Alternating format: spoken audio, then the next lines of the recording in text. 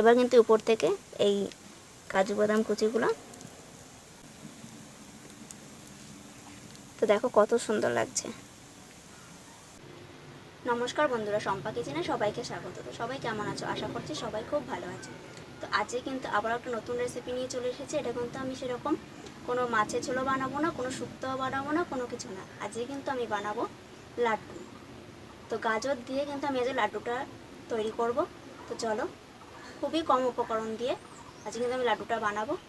তো চলো রেসিপিটি শুরু করি। দেখো, লাড্ডু করার জন্য কিন্তু আমি নিয়ে নিয়েছি গাজর, আর নিয়েছি এখানে 1 গ্লাস মতন দুধ, এখানে নিয়েছি ঘি, আর লাগবে কটা কাজু আর কিশমিশ। তো চলো রেসিপিটি শুরু করি।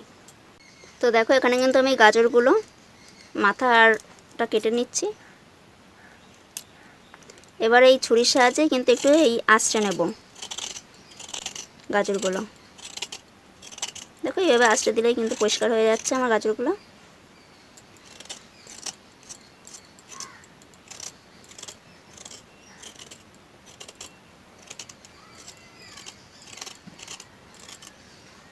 তো দেখো কত সুন্দর কিন্তু পরিষ্কার হয়ে গেছে।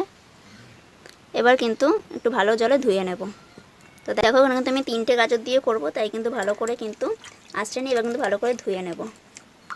তো দেখো, গাজরগুলো কিন্তু আমি খুব ভালো করে কিন্তু ধুয়ে নিয়েছি।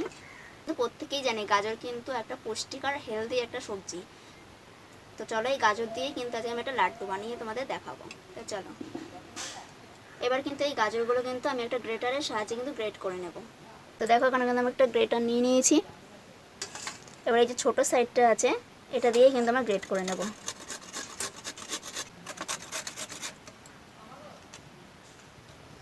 দেখো কত সুন্দর কিন্তু মিহিভাবে কিন্তু গ্রেট হচ্ছে। তোমরাও একইভাবে কিন্তু করে নেবে। তো চলো, সবগুলো কিন্তু একইভাবে গ্রেট করে নিই। তো দেখো, এখানে কিন্তু আমি সবগুলো গাজর কিন্তু গ্রেট করে নিয়েছি কত সুন্দরভাবে। লাড্ডু করার জন্য কিন্তু আমি কড়াই বসিয়ে দিয়েছি। এবার কিন্তু ওর মধ্যে দিয়ে দেবো ঘি। তো তোমরা কিন্তু চাইলে কিন্তু এটা সাদা তেল দিয়ে করতে পারো, রিফাইন্ড তেল দিয়ে, কিন্তু আমি এখানে কিন্তু শুধু ঘি দিয়ে করব। আমার কড়াইও কিন্তু গরম হয়ে গেছে। এখন দিয়ে দিচ্ছি আমি 1 চামচ মতো, 1 চামচের থেকে একটু বেশিই দেবো। ঘি দিয়ে দিলাম 2 চামচ মতো। তো দেখো, ঘি দেওয়ার পরে দিয়ে দিচ্ছি আমি কয়েকটা এলাচ কিন্তু থেতো করে নিয়েছি, সেটা কিন্তু দিয়ে দিলাম।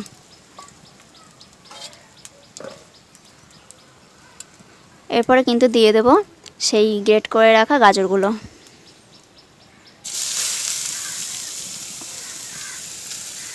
এবার গাজরটা দিয়ে ভালো করে কিন্তু নেড়ে চেড়ে নেব।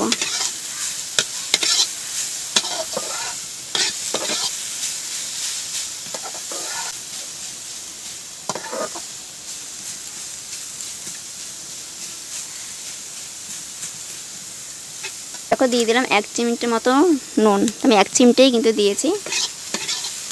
নুনটা তোমরা চাইলে নাও দিতে পারো। তো দেখো, একটুখানি কিন্তু নেড়ে চেড়ে কিন্তু হালকা মতন ভেজে নেব।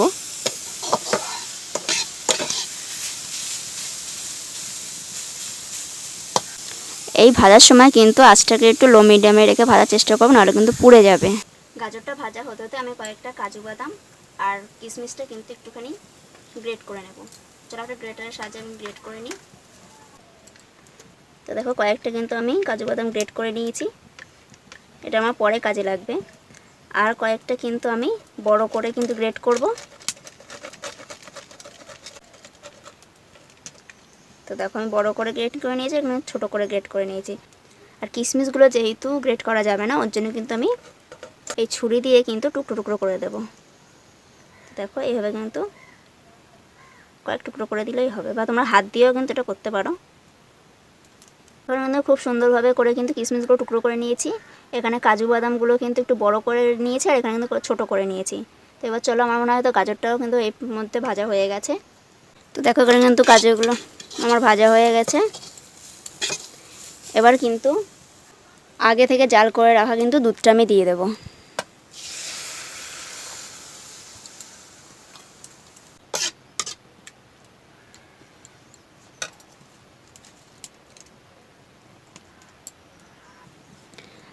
তো দেখো, দুধটা দিয়ে কিন্তু আবারও কিন্তু কিছুক্ষণ নেড়ে নেব।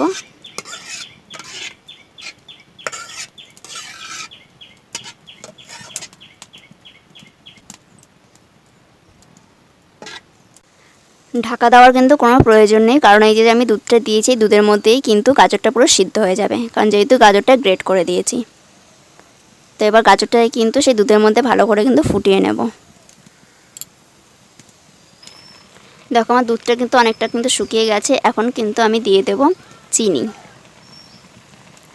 তো দেখো আমি কিন্তু চিনি অল্প পরিমাণ দিচ্ছি, কারণ গাজর যেহেতু মিষ্টি ওর জন্য খুব একটা চিনি দেওয়ার দরকার নেই।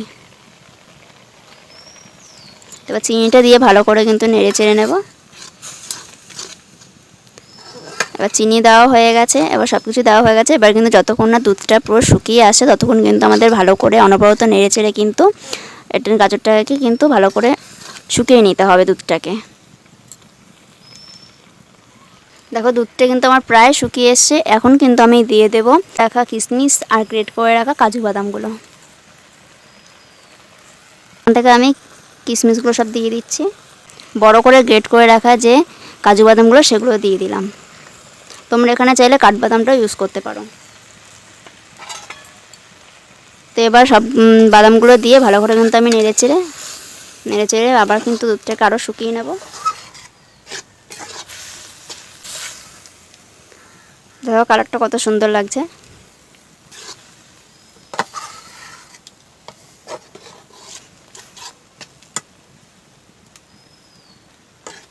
যতক্ষণ না গাজরের মধ্যে একটা পাক চলে আসে ততক্ষণ কিন্তু অনবরত কিন্তু আমাদের নেড়ে যেতে হবে। তো দেখো আমি কিন্তু অনবরত কিন্তু নেড়ে যাচ্ছি। দেখবে নাড়তে নাড়তে একটা পাক মতন চলে আসে, তখনই বুঝে নেবে কিন্তু আমাদের লাড্ডুটা তৈরি করার জন্য একদম রেডি। দেখো গাজরটা নাড়তে নাড়তে কিন্তু আমার একটা পাক মতন চলে আসছে, আর কিছুক্ষণ কিন্তু নেড়ে চেড়ে কিন্তু আমি নামিয়ে নেব।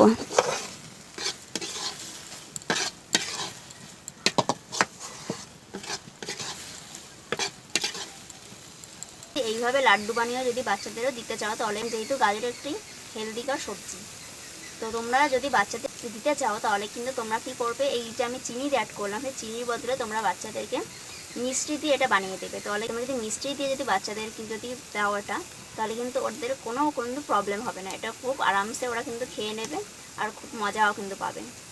তো চলো আমার কিন্তু গাজরের লাড্ডুটা প্রায় কিন্তু হয়ে গেছে, এবার কিন্তু আমি নামিয়ে নিয়ে কিন্তু আমি তৈরি করে নেব। তো দেখো হাত দিয়ে তোমাদের আমি বানিয়ে দেখাচ্ছি। দেখো মনে হচ্ছে কিন্তু হয়ে গেছে, কিন্তু এখনও কিন্তু একটু হতে বাকি আছে, ওর জন্য তোমাদের আমি দেখালাম। তো দেখো আরেকটু কিন্তু নেড়ে চেড়ে নেবো আমি আবার।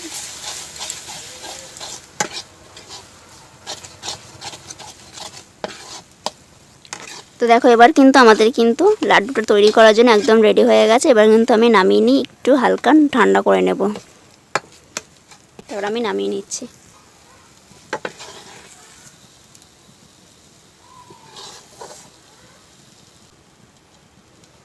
তো দেখো আমি কিন্তু নামিয়ে নিলাম, এবার কিন্তু একটু কুসুম গরম থাকতে থাকতে কিন্তু আমি লাড্ডুগুলো বানিয়ে নেব। তো দেখো গাজরটা কিন্তু কুসুম কুসুম গরম আছে, এখন কিন্তু আমি লাড্ডুগুলো বানিয়ে নেব। দেখো আমি কিন্তু হাত দিয়ে ধরতে পারছি, এখন কিন্তু আমি বানিয়ে নেব।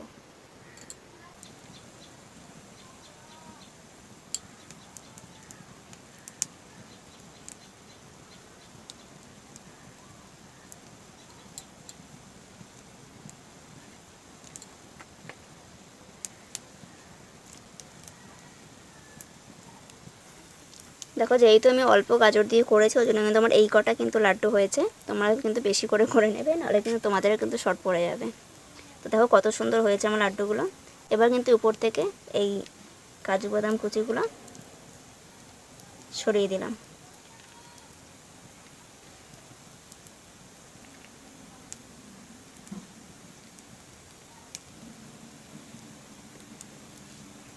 তো দেখো কত সুন্দর লাগছে।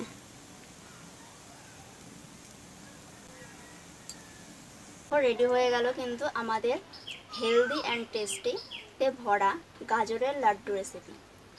তোমরা কিন্তু একবার আমাদের ট্রাই করে বাচ্চাদেরও দিতে পারো, তোমরাও কিন্তু খেতে পারো, খুব কিন্তু মজার খেতে, আর সব কিছুই কিন্তু হেলদি।